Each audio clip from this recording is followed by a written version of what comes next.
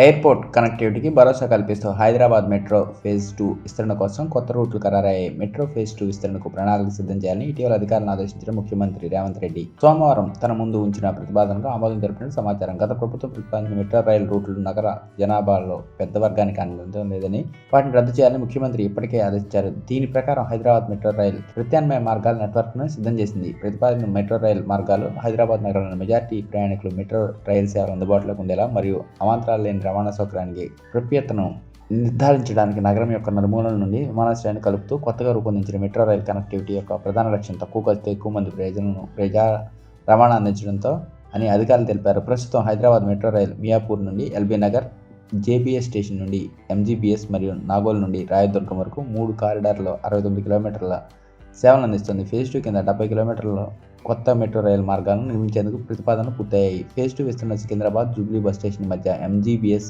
Metro rail నెట్వర్క్ను Chandrayangutta cross road వరకు పొడిగించనున్నారు. దీంతో తోడుగా 4 కొత్త కారిడార్ల మెట్రో రైల్ నెట్వర్క్ను నిర్మించనున్నాయి. కొత్త metro rail route map corridor 2 MGBS metro station నుండి ఫలక్నామా వరకు 5.5 కిలోమీటర్, ఫలక్నామా నుండి Chandrayangutta cross road 1.5 kilometres, corridor 4 Nagole metro station నుండి ఎల్బీనగర్ మెట్రో స్టేషన్ వరకు మరియు Chandrayangutta cross road Mailardevpally P7 road Shamshabad విమానాశ్రయాన్ని కలుపుతూ మొత్తం 29 కిలోమీటర్లు.